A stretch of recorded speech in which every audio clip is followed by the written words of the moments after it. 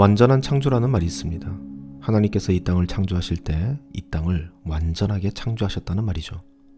완전하신 하나님께서 만든 피조물이니까 그 피조물 각각은 완전하게 창조된 것이고, 그래서 이 창조물에는 더함이 없고 덜어낼 것도 없다는 것입니다. 전도서에 있는 말씀처럼 말이죠. 전도서 3장 14절입니다. 이제 나는 알았다. 하나님께서 하시는 모든 일들은 언제나 한결같다. 거기에다가는 보탤 수도 없고 뺄 수도 없다. 하나님께서 이렇게 하시니 사람은 그를 두려워할 수밖에 없다. 그렇죠. 하나님을 믿기로 결단한 우리 크리스찬들 중 이 말에 이견을 가지고 있는 사람들은 없을 겁니다. 하지만 하나님의 창조는 완벽한데 도대체 실제로 살아가는 이 세계는 왜 이렇게 완전하지 않을까요? 어디에서도 완전한 것은 찾아보기 힘듭니다. 아니, 사실 없는 것 같습니다. 정치에서도 경제에서도 그리고 관계에서도 완전이라는 것은 역사 안에서 한 번도 실현된 적이 없습니다. 왜 이 세상이 이렇게 완전하지 않은가에 대한 교회가 내리는 답변은 죄 때문이라고 이렇게 얘기하죠. 우리 인간들의 죄 때문에 말이죠. 이 말을 성경적으로 조금 더 풀어서 말한다면 우리 인간들이 스스로 신이 되려 했기 때문이다, 이렇게 말할 수 있습니다.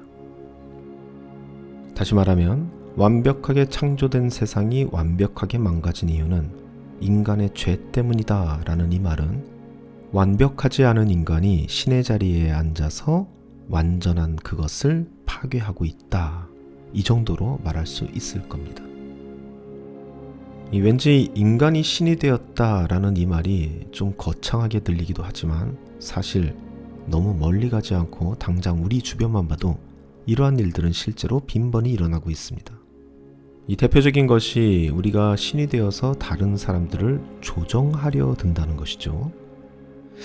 어떻게 보면 조정한다고 하기보다 그 다른 사람들의 의지를 꺾고 그들의 의견을 꺾고 나와 같은 사상을 가진 사람으로 개조하려고 하는 습성이 우리들에게 있다는 겁니다.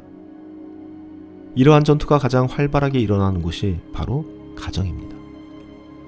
남편은 아내를 나와 같은 사람으로 만들려고 하고 아내는 남편을 나와 같은 사람으로 만들려고 합니다. 부모는 그들의 자녀를 자신과 같은 사람으로 만들려고 하죠.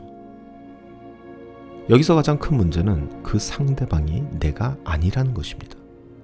나와 성격도 다르고 기질도 다르고 장점도 다릅니다. 그런데 같이 살아가야 하니까 끊임없이 부딪히는 것이죠. 그래서 우리는 상대방의 성격과 기질을 개조시키려고 합니다. 요즘 유행하고 있는 가스라이팅이다, 이런 것들도 다 이런 행동에 들어가게 되는 것이죠. 사실 저 역시 이러한 것들에서 완전히 자유로울 수는 없습니다. 하지만 이것은 정말 우리가 진지하게 생각해 봐야 할 이야기입니다. 특히 크리스찬이라면 말이죠. 하나님께서 이 땅을 완전히 창조하셨다면 지금 내 마음에 안 드는 저 남자도 저 여자도 완전하게 창조하신 창조물이겠구나, 이렇게 생각해야 한다는 것이죠. 저 모습이 완전한 거라는 겁니다. 참 마음에 안 드는 저 모습이 말이죠. 이런 생각들도 드실 겁니다. 아니, 저렇게 성질이 들어온데 하나님께서 완전히 창조하신 결과다, 이거 이상한데? 아니, 저렇게 게으른데 저런 모습이 하나님께서 완전하게 창조하신 거라고? 이렇게 생각할 수 있습니다. 자, 그런데 전 이것을 조금 관점을 달리 생각해 봐야 하지 않을까, 그렇게 말씀드리고 싶습니다. 저 사람에게서 게으른 것처럼 보이는 저 모습을 제거해 버리면 과연 어떠한 모습이 나올지, 저 사람에게서 저 급한 성질을 제거해 버린다면 과연 어떤 모습이 될지, 이것을 생각해 보자는 것이죠. 하나님께서는 모든 사람을 똑같이 만들지 않으셨습니다. 어떤 사람들은 일을 추진력 있게 해나가는 능력을 주셨고 거기에 걸맞는 성격과 기질을 주셨습니다. 그렇게 완전하게 창조하신 겁니다. 어떤 사람들에게는 느긋하게 주변을 살피고 전략을 세우는 능력을 주셨고 그에 걸맞는 성격과 기질을 주셨습니다. 그렇게 완전하게 창조하신 것이죠. 우리가 부인할 수 없는 사실 중에 하나가 나는 저 사람이 정말 게으르다고 생각하는데 내 주변의 다른 사람들은 그 사람을 느긋하다라고 평가하는 경향이 있다는 것이죠. 이렇게 말하는 거죠. 이거 얼마나 좋아. 남편이 그렇게 느긋하니까 저녁밥 늦게 차려줘도 뭐라고 안 하잖아. 이런 말들 말이죠. 나는 그 게으름에 속이 터지고 있는데도 그렇게 평가한다는 겁니다. 저 성질 정말 감당하기 힘드네 라고 나는 평가하고 있는데 다른 사람들은 그 사람을 뭘 시켜도 일 하나는 똑부러지게 하는 그런 사람이라고 평가할 때가 있다는 것이죠. 사랑하는 여러분, 나쁜 면은 반드시 좋은 면과 붙어 있습니다. 느긋한 사람이 일을 추진력 있게 해나가기는 힘듭니다. 반대로 추진력 있는 사람이 뒤따라오는 사람을 느긋하게 기다려주는 일은 거의 없습니다. 저는 이런 생각을 해봅니다. 하나님께서는 한 사람 한 사람을 각각의 성격과 기질을 넣어서 잘 빚어 만드셨는데 우리 인간이 만들어 놓은 이 환경이 그 완전한 성격과 기질을 망가뜨려 버렸다고요.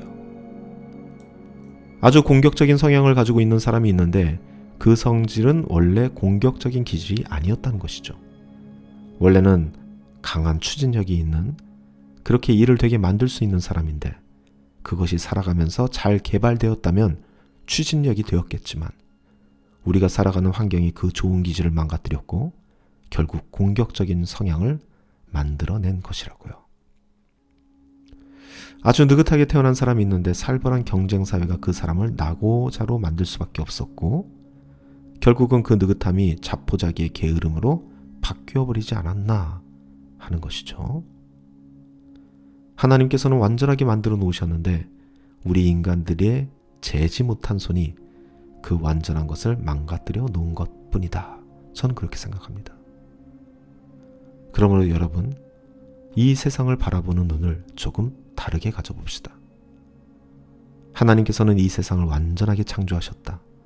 내 곁에 있는 저 사람도 나와 함께 일하고 있는 저 사람도 하나님의 완전한 창조의 결과물이다 라고 말이죠. 이렇게 하나님께서 이 세상을 완전하게 창조하셨다라고 생각하고 그 모든 것을 보면 아마 어제와는 전혀 다른 모습의 오늘을 살아갈 수 있으리라 믿습니다. 그렇게 완전한 창조의 세계를 누려가는 저와 여러분이 되기를 간절히 소망합니다.